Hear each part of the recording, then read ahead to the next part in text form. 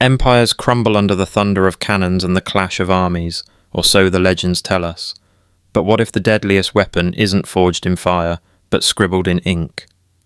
What if the mightiest conqueror isn't a general on horseback, but a banker in a velvet chair, wielding the silent blade of compound interest? Picture this: an empire that once spanned 3 continents, reduced to a beggar at Europe's door, its treasures pawned, its sovereignty sold off, piece by piece. This is the story of the Ottoman Empire's fatal dance with debt. It is a tale of extravagance, betrayal, and cunning financial conquest that reshaped the Middle East. And at the heart of it all, Britain, the master puppeteer, pulling strings from London to buy an empire without firing a shot. But hold on, because this isn't just history, it's a warning echoing into our modern world, where debt traps still ensnare nations. Dive in with me, and let's unravel how the sublime Porte fell not to swords, but to spreadsheets. Let's journey back to the misty dawn of the Ottoman saga, where a nomadic tribe from the steppes of Central Asia ignited a fire that would blaze across the world. It all began in the late 13th century, in the rugged hills of Anatolia, modern-day Turkey's heartland, where a chieftain named Osman the Ferzes, affectionately called Osman Gazi by his loyal followers, dreamed of glory far beyond the simple life of herding sheep across endless grasslands or launching daring raids on weakened Byzantine outposts. Imagine the raw, untamed scene: vast, dust-choked plains, baking under a relentless sun that beat down like a hammer on an anvil, where Osman and his band of Ghazi warriors, fierce holy fighters, clad in simple wool tunics stained with sweat and dirt, wielding curved scimitars that gleamed wickedly in the light, struck like bolts of lightning against crumbling Byzantine forts perched on rocky hills. These weren't mere bandits scavenging for loot. No, they were holy warriors, fueled by a fervent, burning Islam that promised eternal paradise in lush gardens for those who expanded the faith through jihad. Picture Osman himself, a tall figure with a piercing gaze and a beard flowing like a banner, rallying his men around a crackling campfire under a star-studded sky at night, his voice booming like rolling thunder across the camp. "Brothers, the infidels weaken before us. Their empires crack like dry clay. Allah wills our victory. Charge with me now, and etch your names forever in the stars of history." His first big win came in 1299, a pivotal moment when he boldly declared independence from the declining Seljuk sultans, carving out a tiny beylik, a modest principality that would grow explosively like a wildfire, unchecked in a bone-dry forest during a scorching summer.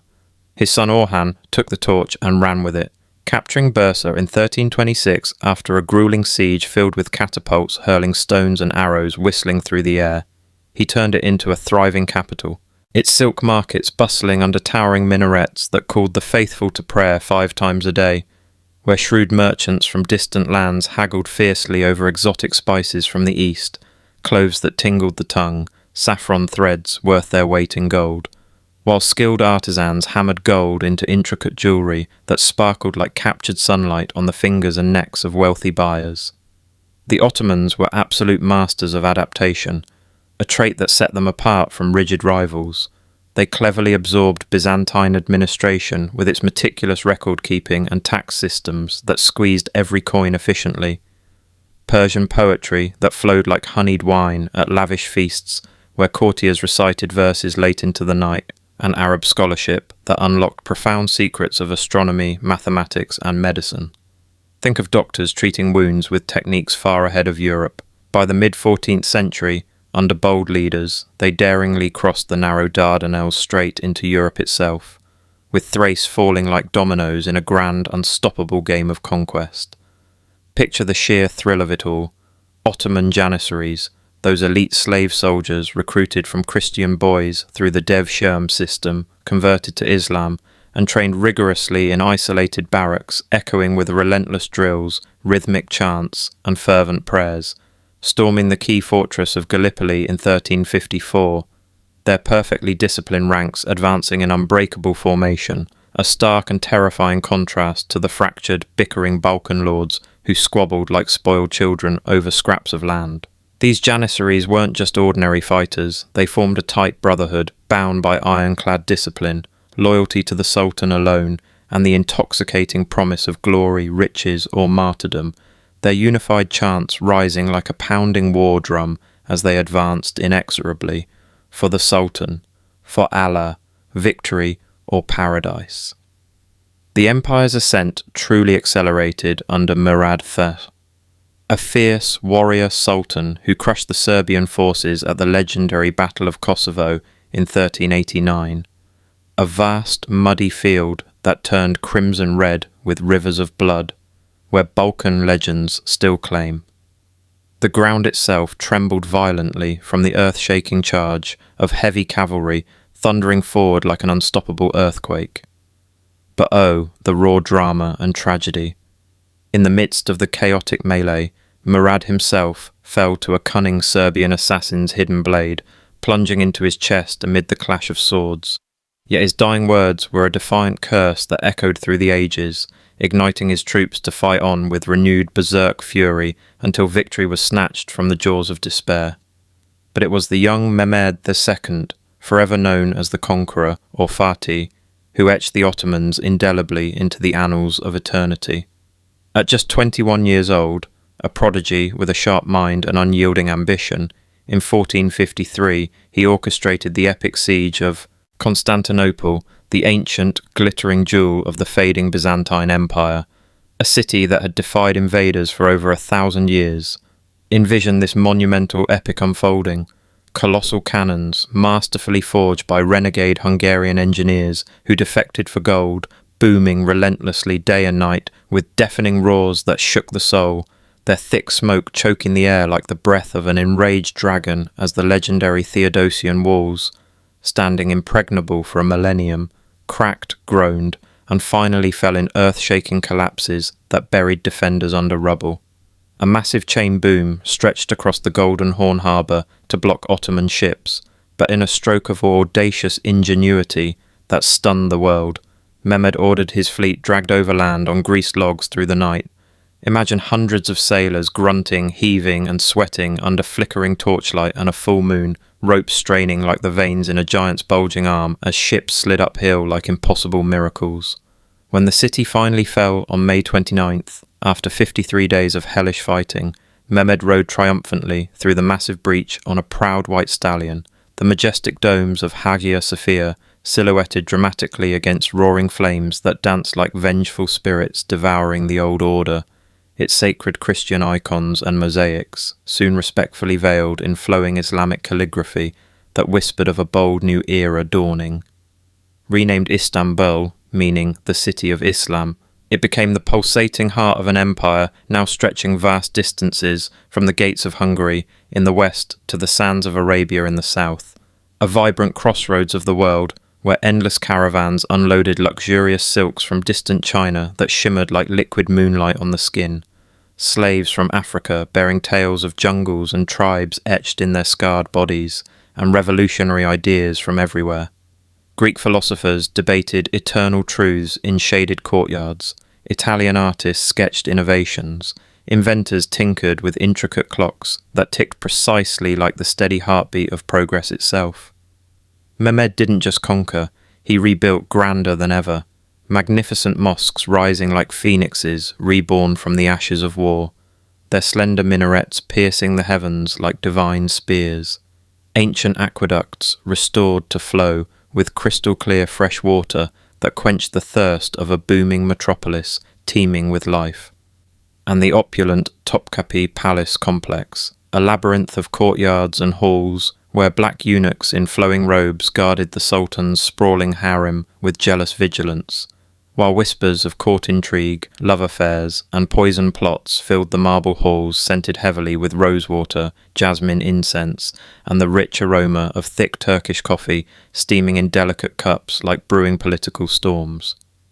The absolute pinnacle of Ottoman glory came under Suleiman the Magnificent, ruling from 1520 to 1566 in what historians call a true golden age that dazzled the entire known world like an endless fireworks display exploding over the glittering Bosphorus Strait at night. Suleiman was far more than a mere king. He was Kanuni, the lawgiver, a multifaceted genius, a sensitive poet whose romantic verses could melt the hardest hearts, a formidable warrior whose mere presence on the battlefield struck terror like a sudden thunderclap, and a shrewd statesman whose lavish court hummed with Renaissance-like splendour, drawing artists, scientists and scholars from across Europe and Asia like moths to a flame.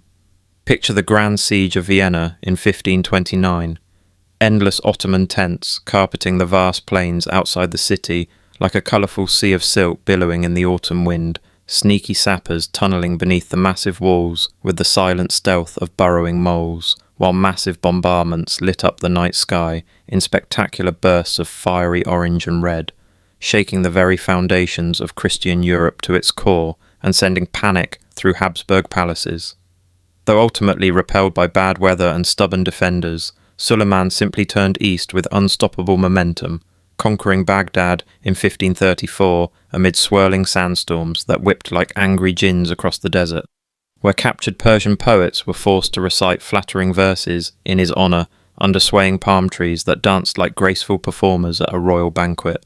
His navy, boldly commanded by the legendary Hayreddin Barbarossa, the infamous red-bearded pirate king who struck fear into every Mediterranean port, terrorised the seas for decades. Imagine sleek corsair galleys, flying blood-red sails, slicing through crashing waves like hungry sharks on the prow, raiding wealthy Italian coasts, sacking villages, and hauling chains of captives back to bustling Algiers slave markets, where auctions rang with desperate bids. Barbarossa's exploits were pure legend, dodging volleys of cannon fire with death-defying acrobatic manoeuvres, his booming laugh echoing over the roar of battle as he outwitted and sank entire enemy fleets in daring ambushes.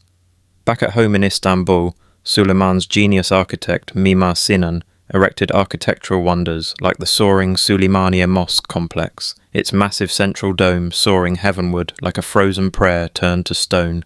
bathed in ethereal multicoloured light streaming through stained glass windows, depicting eternal paradise gardens blooming with rivers of milk and honey. The empire's bureaucracy was an administrative marvel unmatched in efficiency, the Devshirme system regularly supplying fresh, fiercely loyal janissaries who rose from humble Christian peasant origins to command vast armies and govern provinces, while the millet system allowed religious minorities, Jews, Greeks, Armenians, to self-govern their communities under the Sultan's benevolent protection, fostering a rich mosaic of cultures that buzzed with diverse languages, foods, festivals, and trades in the grand bazaars. Immense wealth poured in from all directions. Rich taxes came from the incredibly fertile Nile valleys in Egypt, where farmers harvested bountiful crops under the eternal watchful gaze of ancient pyramids. Hefty tolls from the lucrative spice routes carrying cinnamon, pepper and nutmeg, like priceless treasures from exotic fairy tales, and generous tributes from fearful vassal states whose envoys bowed low in awe before the Sultan's throne. Adding layers of juicy human drama to this golden era was Suleiman's passionate marriage to Hurrem Sultan, better known in the West as Roxolana, a fiery, intelligent Ukrainian slave girl captured in raids who rose dramatically from harem obscurity to wield real political power like a queen straight out of a gripping romance novel. Her surviving letters to Suleiman burn with raw passion that could ignite the paper itself, filled with poetic longing during his campaigns, while her cunning schemes ruthlessly eliminated rival concubines and their sons in the shadowed, perfumed depths of the harem, with the cold precision of a master chess player moving pieces on a deadly board. But even in this dazzling zenith of power and culture, subtle seeds of future decline were already whispering in the wind. Military overextension stretched thin resources like butter scraped over far too much bread. Rigid traditional institutions clashed violently with a rapidly changing world where European gunpowder innovations, New World discoveries, and oceanic exploration were completely rewriting the global rules of power. Hushed whispers echoed through the court corridors. The world turns faster now, mighty Sultan. Will we adapt and turn with it, or be left behind in the swirling dust of history? As Suleiman's less capable successors faltered one after another, the empire's radiant glory began to fade gradually, like a once vibrant tapestry unravelling thread by precious thread in the careless hands of unworthy heirs more interested in pleasure than governance. The 17th century ushered in a painful era of stagnation and setbacks.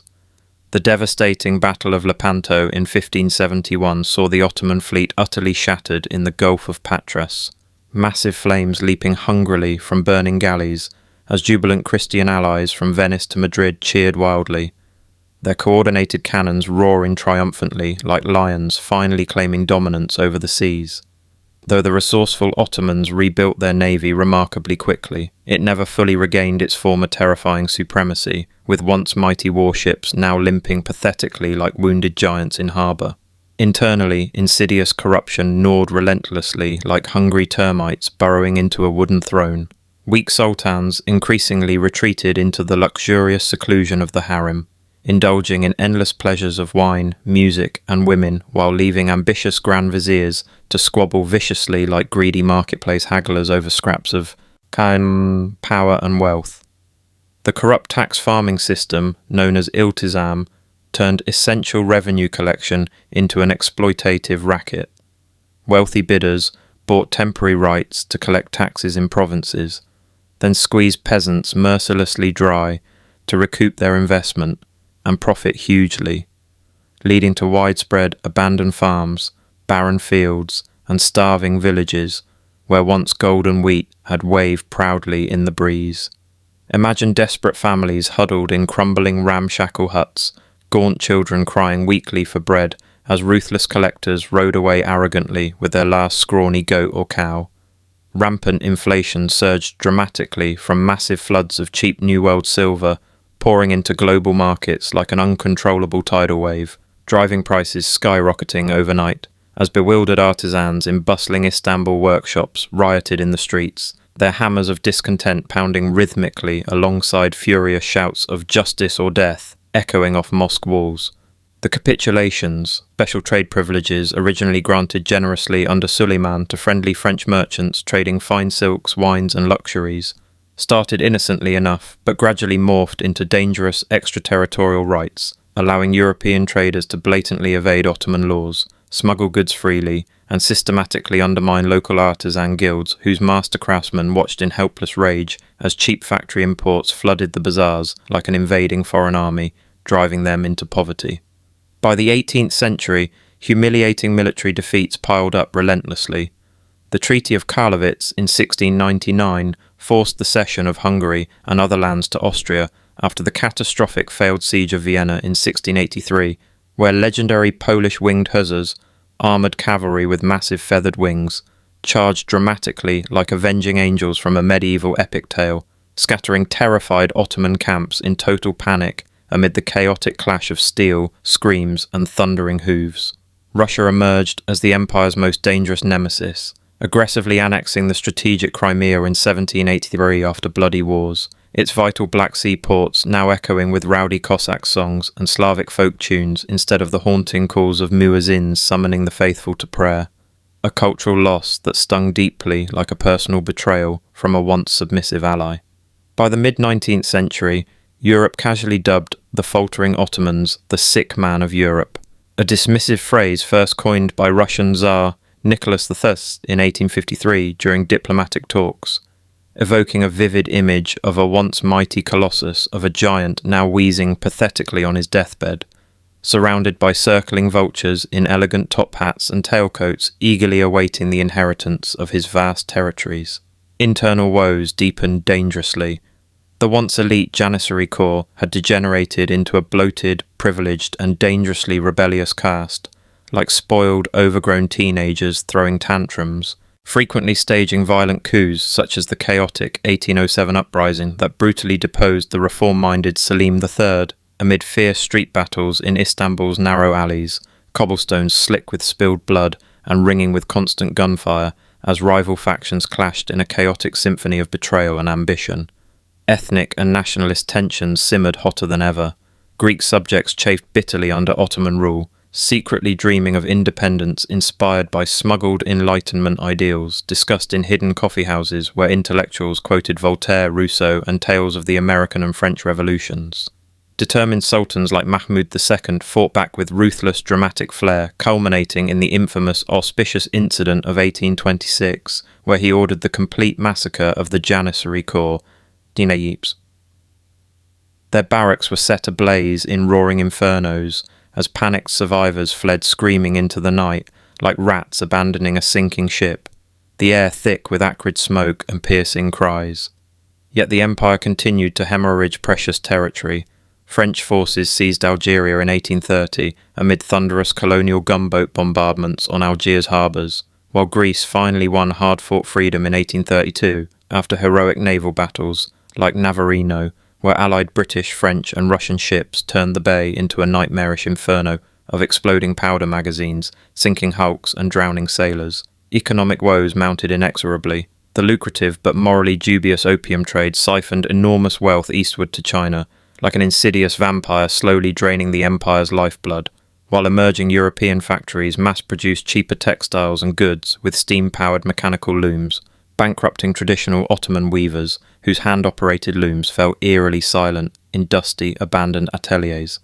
their frustrated owners muttering dark curses at the infernal Frankish machines that had stolen their ancient livelihoods overnight. Enter the ambitious Tanzimat era, a desperate last-ditch bid for sweeping renewal and modernization spanning from 1839 to 1876, dramatically proclaimed by the young Sultan Abdul-Mejid in the famous Rose Garden Edict, read aloud in a lavish ceremony. Imagine the colourful scene. Hundreds of courtiers dressed in red fezzes and European-style frock coats gathered in scenic Gulhain Park, overlooking the sparkling Bosphorus. A gentle breeze carrying the sweet scents of blooming roses and salty sea air as the Sultan solemnly vowed legal equality for all subjects regardless of religion, Muslim, Christian or Jewish alike. His voice ringing out confidently like a bold clarion call heralding profound change. Driving these reforms were visionary key figures like Mustafa Rashid Pasha, a sophisticated reformist diplomat who had been schooled in glamorous Paris amid revolutionary salons and intellectual fervour, passionately pushing measures like abolishing the exploitative tax farming to finally end the merciless squeeze on impoverished peasants, establishing new secular courts where justice could be dispensed without favouritism from bribes or religious beards, and building a modern conscript army trained with rigid Prussian drills that had recruits marching in perfect crisp lines, barking 1-2, 1-2, like precise clockwork soldiers ready for European-style warfare. The follow-up, 1856, Islahat, Firman, further extended minority rights, promising full religious freedom and abolishing the humiliating jizya poll tax on non-Muslims, but it immediately sparked fierce backlash. Conservative ulama clerics thundered fiery sermons from mosque minbars, warning of Western moral corruption infiltrating the Ummah like a deadly poison, while sceptical minorities whispered doubtfully in their churches and synagogues, pretty words on fancy paper, but will they truly protect us from the taxman's relentless knock at the door? Cultural shifts during Tanzimat were profound and exciting. Brand new schools taught French language, modern science and engineering, transforming wide-eyed young students into ambitious engineers dreaming of building iron bridges and steam engines. Telegraph lines crisscrossed the empire, buzzing with instant messages zipping like magical lightning from Istanbul to distant provinces. And the capital's winding streets saw modern gas lamps flickering mysteriously to life at dusk for the first time, casting long, eerie golden glows on veiled women hurrying home with shopping baskets and mustachioed officials puffing thoughtfully on long pipes as they pondered the rapid changes reshaping their world. Yet glaring failures loomed large on the horizon. Entrenched corruption persisted stubbornly like a deeply rooted weed refusing to die. The expensive reforms burdened the already strained treasury with massive costs for imported shiny uniforms, weapons and salaries for a growing class of bloated bureaucrats, and vast rural areas remained virtually untouched by progress, with peasants still toiling endlessly under semi-feudal lords in timeless drudgery, their backs painfully bent under the blazing sun, as if frozen in a forgotten old master's painting. Suspense and tension built palpably throughout society. Would these bold changes ultimately save the crumbling empire from collapse, or merely serve as superficial makeup hastily applied over deep structural cracks in a crumbling facade? The air itself hummed with anxious uncertainty, as heated whispers spread rapidly through crowded bazaars and smoky coffee houses. reform or total ruin? Which path will fate choose for us? The explosive Crimean War erupted suddenly in 1853, a massive powder keg finally ignited by seemingly minor religious disputes over custody of holy sites in Jerusalem. Orthodox and Catholic monks squabbling childishly like rival schoolboys over keys to ancient churches, but in reality a high-stakes geopolitical clash of great empires bitterly contesting control over the strategic Black Sea region and warm water ports. Tsar Nicholas I's Russia aggressively invaded Ottoman Danubian principalities, modern Romania, with the heavy stomp of countless boots and the ominous rumble of artillery trains, promptly prompting Britain and France to intervene militarily on the Ottoman side, driven by deep fears that unchecked Tsarist expansion would dominate the region and choke vital trade routes like a tightening noose around their economic throats. The war's shocking opening salvo came at Sinope in November 1853, a one-sided massacre where Russian warships unleashed devastating shells raining down like fiery hail on outdated Ottoman wooden frigates anchored helplessly in the harbour, massive flames engulfing tall masts and rigging as panicked sailors screamed in agony while leaping into icy waves, over 3,000 perishing horribly in a blazing inferno that outraged public opinion across Europe and filled illustrated newspapers with lurid, heart-wrenching drawings of burning decks, exploding magazines, and drowning men clutching debris. Allied expeditionary forces soon landed with great fanfare and martial music, marching inland to the Alma River battle in September 1854, where disciplined British redcoats in bright scarlet uniforms charged courageously up steep grape-shot-swept hills under whistling canister fire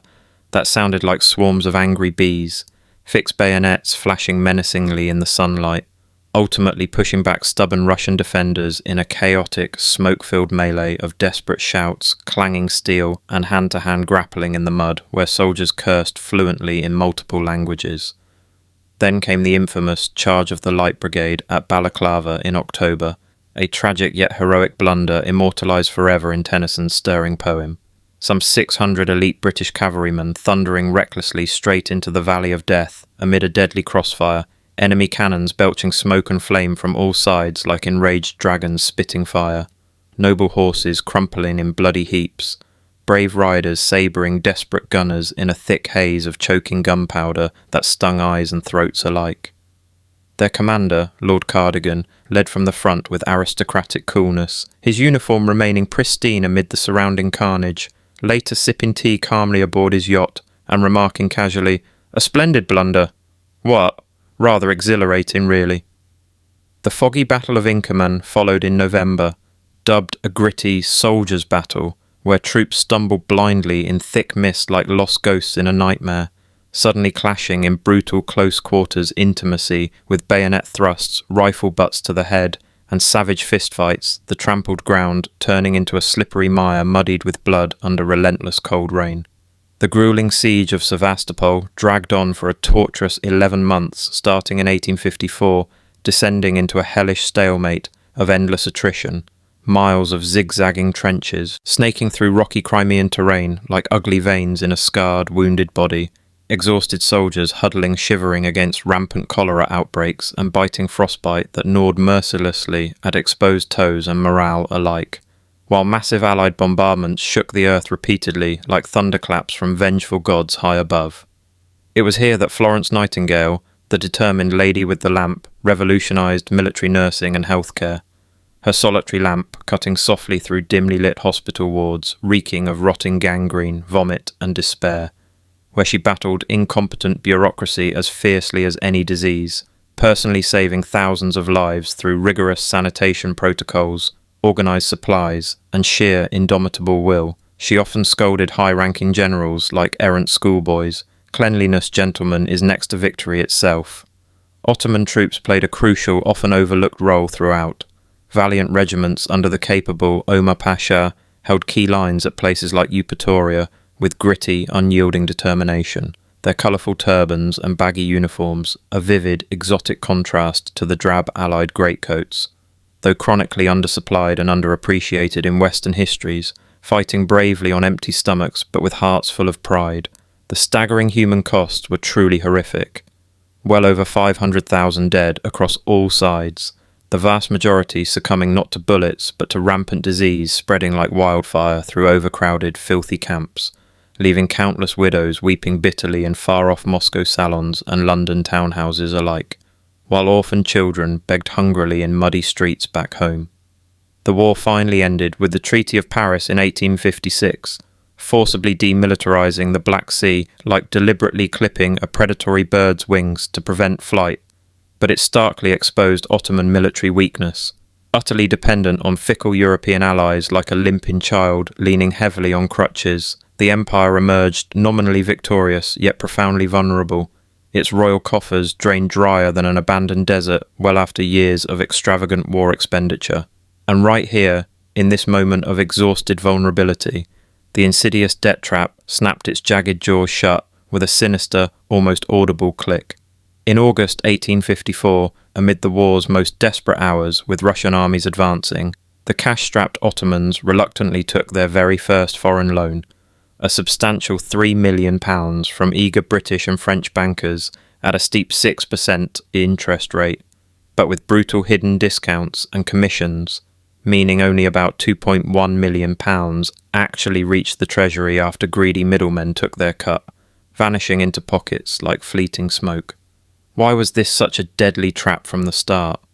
The harsh terms pledged vital Egyptian cotton tribute revenues as direct security to creditors, effectively tying one of the empire's most reliable income streams to foreign control like leashing a prized hunting hound, while the high compounding interest grew relentlessly like a snowball rolling down an endless avalanche slope, becoming monstrous over time. Initial short-term relief was undeniably palpable. The fresh funds urgently bought modern rifles that gleamed menacingly in the sun, steam-powered warships that sliced confidently through the waves, and ammunition to bolster crumbling defences. But it dangerously set a seductive precedent, luring future sultans deeper into treacherous financial waters, like the hypnotic song of mythical sirens, drawing sailors to rocky doom. What followed was nothing short of a frantic borrowing spree that would ultimately drown the entire empire in an ocean of crushing red ink and lost independence. In 1855 alone, another hefty £5 million loan at 4% interest, heavily discounted to just £4.25 million received, secured on customs duties from busy ports, with much of the money squandered frivolously on wartime luxuries like imported French caviar and champagne for officers' mess tables, while ordinary troops subsisted on stale hardtack bread and watery soup. Post-war, the addiction only accelerated dangerously. 1858 brought yet another £5 million from the firm Dent, Palmer & Co. at 6%, pledging Egyptian and Syrian revenues, but widespread corruption siphoned huge chunks into the private pockets of shady palace officials who laughed smugly all the way to their newly built seaside villas. 1860, a smaller but punishing £2 million at terms that bit like shark teeth sinking deep. 1862, £8 million, discounted so heavily it felt like a bad, one-sided bargain struck in a dimly lit bazaar back alley. 1863, another £8 million, with tobacco monopolies as collateral that reeked of growing desperation. 1865, £6 million secured on port dues from ships docking worldwide, and the monster deal in 1869, a whopping £22 million from French Société Générale, at nominally 6% but effectively much higher after steep discounts shaved off massive chunks like a butcher's sharp knife trimming fat, pledging valuable mines, forests and other natural resources that quietly whispered of permanently lost sovereignty. With each successive loan, the borrowed funds mysteriously vanished into bottomless pits of royal extravagance, new palaces rising like illusory mirages on the Bosphorus shoreline, while essential roads and bridges crumbled into dusty ruin. Unpaid armies mutinied in barracks as sultans and courtiers feasted lavishly on roasted peacocks and exotic fruits under glittering crystal chandeliers. The cheerful clink of fine silverware on porcelain plates shamelessly drowning out the distant cries of starving subjects in the provinces. Sultan Abdulaziz, ascending to the throne in 1861 at a turbulent time, perfectly epitomised this era of gilded folly and reckless excess like the tragic anti-hero in a grand doomed opera. a burly, imposing man with a notorious penchant for ostentatious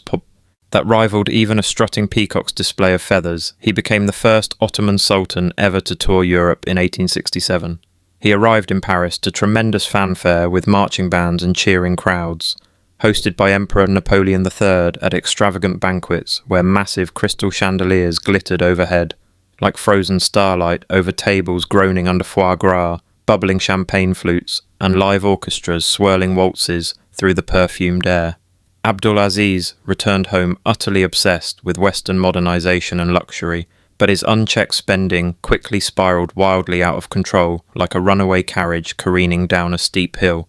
The already lavish Dolmabahçe Palace, completed back in 1856 but massively expanded under his reign, stood as a Baroque monstrosity right on the Bosphorus waters. Picture vast marble halls where indoor fountains splash playfully like mischievous nymphs, priceless Bohemian crystal chandeliers dangling like frozen raindrops from ornate ceilings, perfectly manicured gardens bursting with exotic imported flowers in riots of colour, and no fewer than 285 opulent rooms furnished with the finest furniture imported directly from Vienna, gold-leaf ceilings depicting epic mythical scenes of gods, heroes, and triumphs.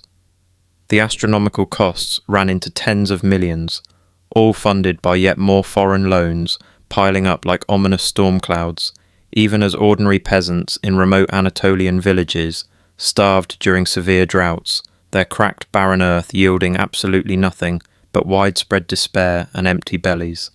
His personal navy ballooned absurdly with dozens of modern ironclad warships like the massive Osmania, gleaming steel behemoths armed with powerful rifle guns that boomed impressively like rolling thunder during reviews, but far too many rusted idly unused in protected harbours, essentially a hugely expensive fleet built more for royal show and prestige than actual combat readiness, floating symbols of misplaced vanity and poor priorities. Personal excesses knew almost no bounds. He maintained a vast private menagerie of rare exotic animals from around the world, including caged lions roaring menacingly in gilded enclosures that echoed through palace grounds at night. He hosted spectacular wrestling matches in the courtyard where oiled, muscular champions grappled like ancient gladiators, while he bet enormous fortunes on outcomes, and his already swollen harem teemed with hundreds of beautiful concubines draped in whispering silks, where fierce rivalries, favouritism, and jealous intrigues played out nightly in candle-lit chambers heavy with perfume. All the while, impoverished villagers across the empire were forced to pawn their last farming tools just to pay crushing taxes, and Abdul Aziz continued importing shiny European locomotives that ended up sitting completely idle on unfinished tracks leading nowhere. They were rusting monuments to wildly misplaced ambition and tragic detachment from reality. Lurking cleverly behind these glittering scenes were the shadowy Galata bankers, a tight-knit community of savvy Armenian, Greek and Jewish financiers clustered in Istanbul's bustling financial district of Galata, their cramped offices humming constantly with the rapid clicking of abacuses like swarms of busy insects and the rustle of thick ledgers filled with fate-sealing numbers, routinely extending short-term high-interest loans to the desperate treasury at usurious rates often reaching 12 to 18% or higher,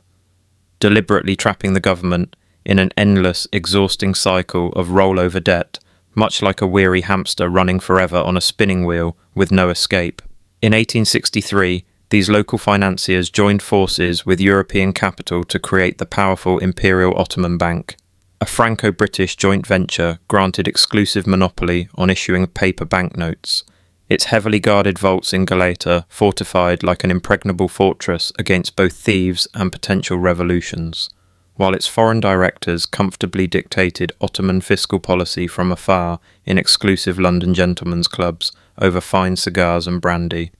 This new institution quickly became the empire's de facto central bank, but always with thick strings firmly attached like invisible puppet wires manipulated from European capitals. Future loans were made strictly conditional on implementing reforms that conveniently favoured European trade interests, steadily eroding real Ottoman sovereignty bit by humiliating bit, as foreign inspectors began poking intrusively into government accounts with the zealous enthusiasm of detective hounds on a scent. The fragile house of cards finally began trembling violently in 1873 when a massive global financial panic, sparked by the Vienna Stock Exchange crash, rippled outward like destructive shockwaves, reaching Istanbul, where terrified banks abruptly froze all credit overnight, like rivers suddenly turning to solid ice in deepest winter. Compounding the crisis, a devastating multi-year famine struck Anatolia from 1873-74. Vast fields baked barren under prolonged drought while enormous swarms of locusts descended in biblical plagues that darkened the skies like living clouds, devouring every last green shoot and crop remnant, reducing entire villages to eating wild roots, tree bark, and grass in utter desperation, with emaciated children sporting grotesquely swollen bellies from malnutrition, crying weakly in crumbling mud brick huts as heartbroken mothers wept powerlessly nearby. Spontaneous riots erupted like sudden wildfires across provinces, enraged mobs lynching hated tax collectors by hanging them from ancient olive trees, their dangling bodies left swaying as grim warnings to others. By late 1875, with no reserves left, the empire was forced to declare partial default through the infamous Ramadan decree, unilaterally suspending interest payments on its now colossal £200 million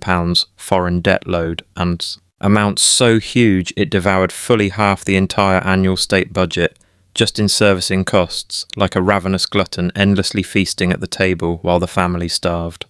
European bondholders in London and Paris erupted in collective fury and outrage. Picture exclusive smoky gentlemen's clubs on the Strand, or Boulevard des Capucines, where red-faced investors pounded oak tables with clenched fists, indignant letters flooding parliamentary offices like a biblical deluge, and powerful lobbying campaigns demanding immediate gunboat diplomacy, with belligerent threats like "send in the fleet now or kiss our investments goodbye." Influential newspapers like The Times thundered scorching editorials that flayed Ottoman incompetence, while popular political caricatures mercilessly depicted the Sultan as a comical bankrupt clown in tattered robes juggling empty golden coffers that clattered hollowly to the ground. This financial chaos quickly bred violent political rebellion across the empire's restless European provinces.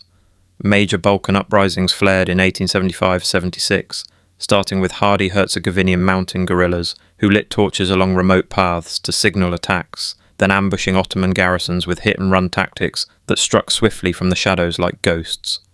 The revolt spread rapidly to Bulgaria in 1876, where ordinary peasants armed with crude scythes, pitchforks, and old muskets stormed local towns in a desperate frenzy of long-suppressed hope for freedom,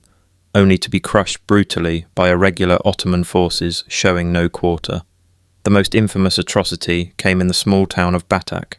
where rampaging Bashi Bazouk irregulars descended like a pack of starving wolves in May 1876, indiscriminately hacking entire families to pieces inside churches where terrified victims had sought sanctuary, rivers of blood staining sacred altars and religious icons, with over 5,000 civilians slain in a horrifying frenzy of violence that shocked the civilized world when reported in graphic detail by brave American journalist Januarius Magahan.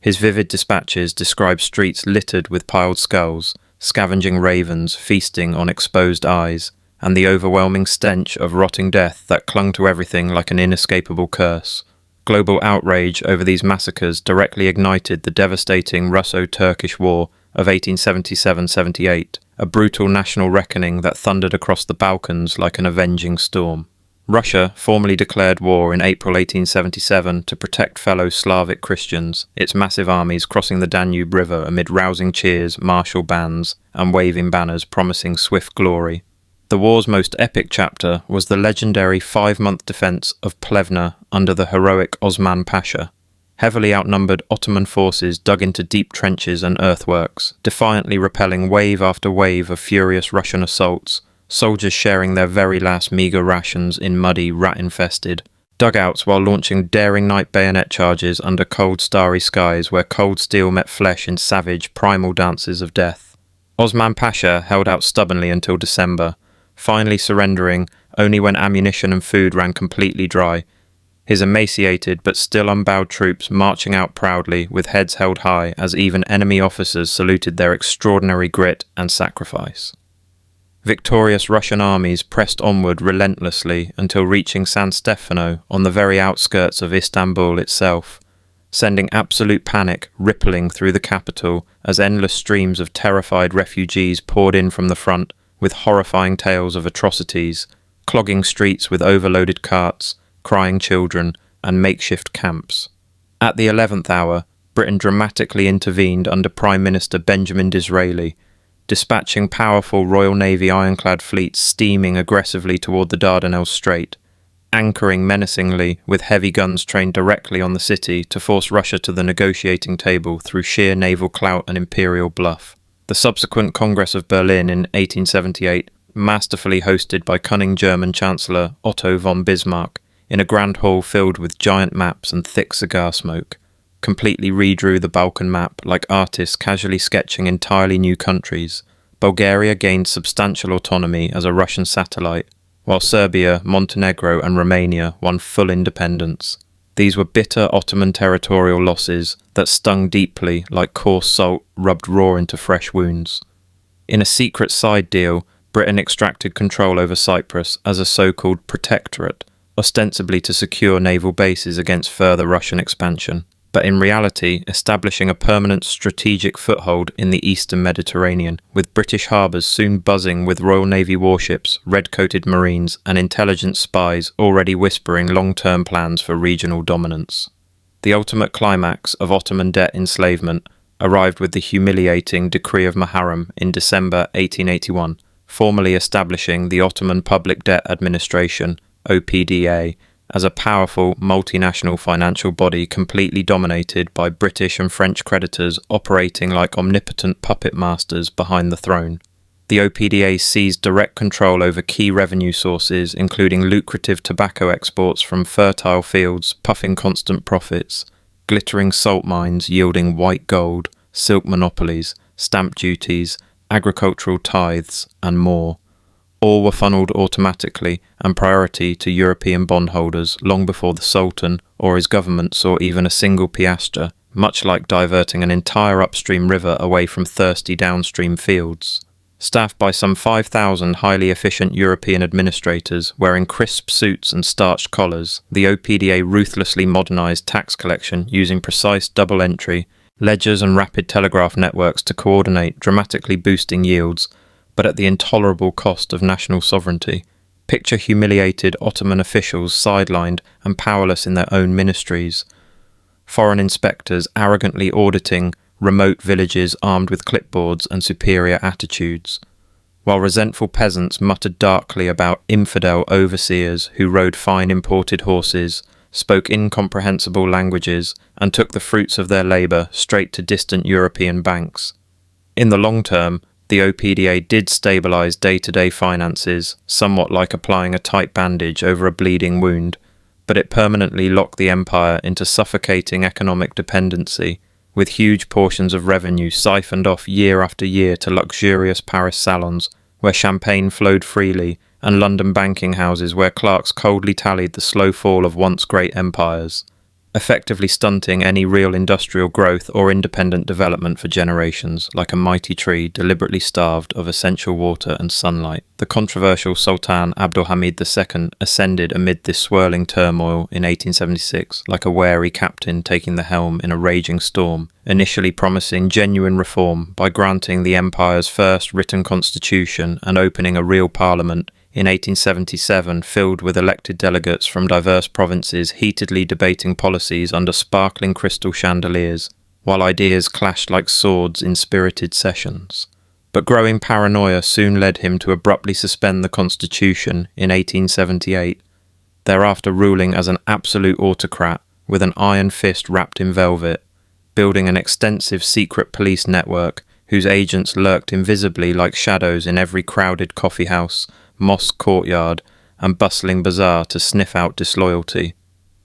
To counter European pressure, Abdul Hamid shrewdly promoted pan-Islamism as his unifying banner, actively courting Muslim solidarity across the Arab world, India and beyond, with fiery rhetoric and generous funding for new mosques worldwide that rose as proud symbols of Islamic unity against colonial encroachment. Yet his long reign was darkly marred by horrific massacres. Sporadic Armenian uprisings in the 1890s were crushed with savage brutality, entire villages like Sassoon torched in roaring nighttime flames that lit the horizon red, thousands of civilians slain in streets slick with blood and echoing with sporadic gunfire, earning him the infamous European nickname, the Red Sultan, in sensational headlines dripping with moral condemnation. Diplomatically, he pivoted sharply toward Imperial Germany for support, welcoming Kaiser Wilhelm II's lavish 1898 state visit amid massive pomp parades and banquets, successfully securing lucrative concessions for the ambitious Baghdad railway project. Long iron tracks snaked relentlessly through scorching deserts like metallic serpents, promising future access to Mesopotamian oil riches, but also tying Ottoman fate dangerously close to Berlin's expansionist ambitions in a classic double-edged sword alliance. Reformist opposition finally exploded with the Young Turk Revolution in 1908, led by ambitious officers like Enver Pasha and idealistic intellectuals who forced the aging Abdülhamid to restore the suspended constitution virtually overnight, like a thunderbolt from a clear blue sky, sparking jubilant parades through Istanbul's streets filled with waving flags, marching bands, and massive crowds roaring freedom, equality, justice in a carnival atmosphere of renewed hope. Yet these gains proved tragically short-lived, as disastrous Balkan wars in 1912-13 stripped away even more European territory. Newly independent Albania emerged, while historic Macedonia fell after brutal battles like Kirk Kilis, where concentrated Bulgarian artillery pounded Ottoman defensive lines with relentless, earth-shaking fury, leaving exhausted soldiers digging frantically into shell-cratered ground amid constant explosions that shook body and soul alike. The stage was now fully set for the cataclysmic First World War in 1914, with the desperate Ottoman Empire allying itself to Germany after the dramatic escape of the German warships, Goeben and Breslau dashing daringly through Allied blockades to reach safe harbour in Istanbul, soon reflagged as Ottoman vessels.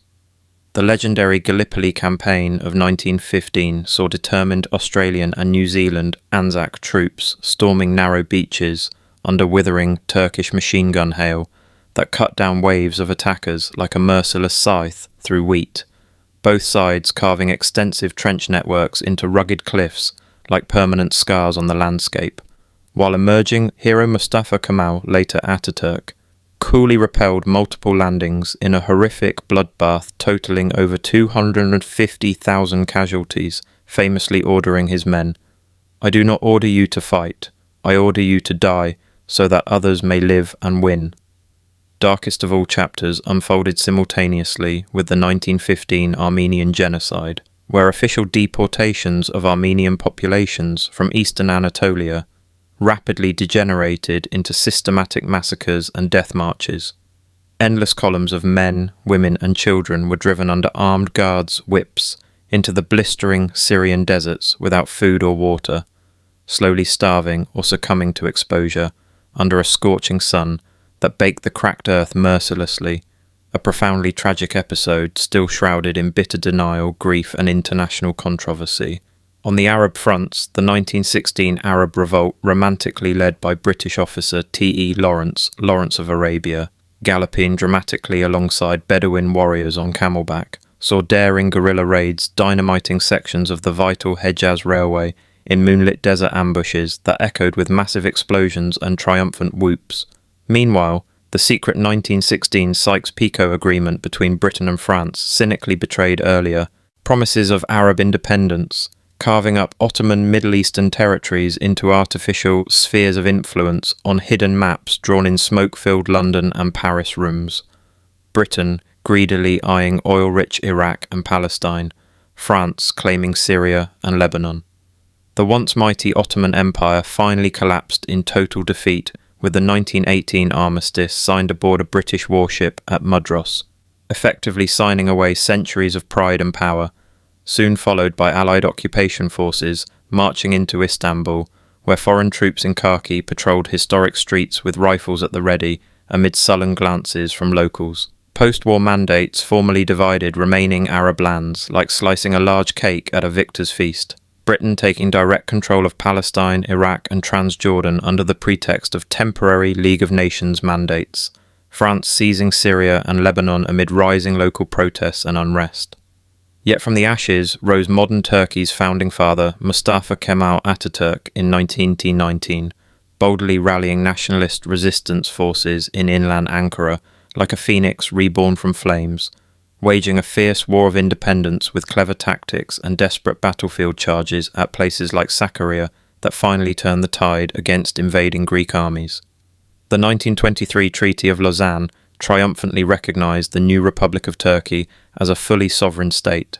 proudly abolishing all remaining humiliating capitulations like dramatically breaking centuries-old chains, though lingering Ottoman debts continued to be repaid dutifully until as late as 1954. It was a final, lingering financial chain, finally snapped with a profound national sigh of relief and closure. Striking modern parallels to this story abound everywhere today, echoing through time like a remixed cautionary tale with new beats. 19th century Egyptian khedives under Ismail Pasha borrowed wildly from European banks to fund grandiose projects like the spectacular Suez Canal and lavish Cairo palaces, only to default catastrophically in 1876, directly inviting British military occupation in 1882 as veiled women watched impassively while columns of red-coated soldiers marched triumphantly into Cairo amid beating drums and swirling dust clouds. Tunisia similarly fell under French control in 1881 after debt crises piled up like endless sand dunes. In our contemporary era, heavy IMF structural adjustment loans often burden struggling African nations with harsh austerity demands that trigger street riots choked with tear gas and burning tyres. China's massive Belt and Road Initiative has ensnared countries like Sri Lanka and Pakistan with silky promises of infrastructure, only to see strategic ports quietly ceded as collateral in deals that uncomfortably smell of updated modern capitulations. Even the 2010s Greek Eurozone debt crisis saw unelected bankers and EU officials in Brussels coldly dictating national budgets from afar, eerily echoing the OPDA's intrusive grip a century earlier, and no nation is fully immune. Today's superpowers, like the United States, dance precariously on the edge of trillion-dollar deficits, largely held by foreign creditors, raising uncomfortable questions about long-term leverage and independence. So, dearly heed this timeless warning etched in the rise and fall of empires. Debt is never merely cold numbers on a spreadsheet or screen. It's a subtle yet unbreakable shackle forged quietly in luxurious boardrooms, far quieter than roaring cannons, but ultimately far deadlier in its patient erosion of freedom. Great empires throughout history have fallen not always to overwhelming military force on bloody battlefields, but far more often to the deceptive fine print buried in loan contracts that bites unexpectedly like a hidden viper when least expected.